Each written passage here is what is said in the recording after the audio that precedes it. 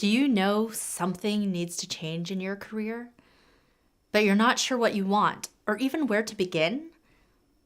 I want to help you identify the first step that you need to take to find fulfilling work.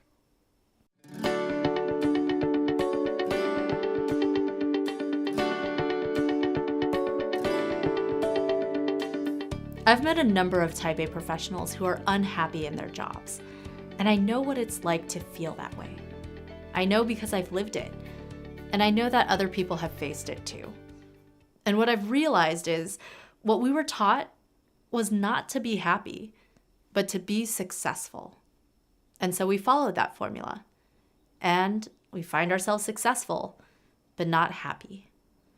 I used to live under this paradigm. I was one of those people who did everything I was supposed to do. I don't know if you got this growing up, but I was told that the path to success was to study hard, get a degree, maybe two, and then go out and get that quote unquote good job. So I did that. I worked hard in school, I studied decision engineering at Stanford, and I got a well-paying management consulting job. I made my parents proud. Yet, years in, I realized I was successful, but I wasn't happy. I worked long hours, but I didn't feel like my work mattered. At the end of the day, I'd ask myself, is this it? What is all of this work for? I was so over it, but I didn't know what to do instead. I didn't even have a clue where to start. And beyond that, I felt like I couldn't tell anyone about how unhappy I was because they'd just say that I was lucky to even have this job. So on top of dreading having to go to work, I also felt lost and alone. But in the midst of all of that, I made a crucial decision. I decided life was too short to settle for going through the motions at work. So I spoke up and I asked for help. And then one of my mentors pointed out, okay, Michelle, let me get this straight. You have this decision analysis skill set that you use in your day job to help companies make the best decisions for themselves. So why haven't you ever used that to help you make the best career decision for yourself? Funny how it sometimes takes an outside perspective to point out what's been under your nose the entire time, right? So that's what I did. I used my decision engineering background to identify what I wanted, explore my options, and gather information on what was the best path forward. And in just a few months, I transitioned into a job that I loved. I was able to fully be myself. I did work that I cared about and I was proud of. And I was able to learn and grow in the ways that I wanted to. Over time, as I continued to navigate pivots in my own career and help others through theirs, I refined the logical, practical process that I walk my clients through today. I do this work now because I don't want anyone to feel as lost, frustrated, or alone as I did, knowing what I know now. And you know what? It's so gratifying to get emails from my clients. Like the one who landed a role that he said his entire career has prepared him for, where he feels like he hasn't been this excited about work in 10 years. Or my client who was able to find a position that was exactly what she was looking for, even though she had no idea what that job was called.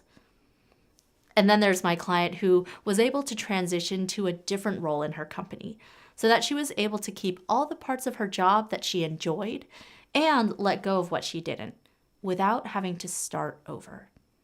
And you know what? I see that it's possible for so many people to find the work that they were meant to do, except for this one thing that keeps people stuck. They feel like they need to know that whole plan and what it looks like from start to finish before they take the first step. Are you waiting for the same thing? If so, that's the first thing that you need to shift if what you want is to have a fulfilling career. There was a place that I visited a couple years ago called Ha Long Bay in Vietnam. It's actually this picture behind me.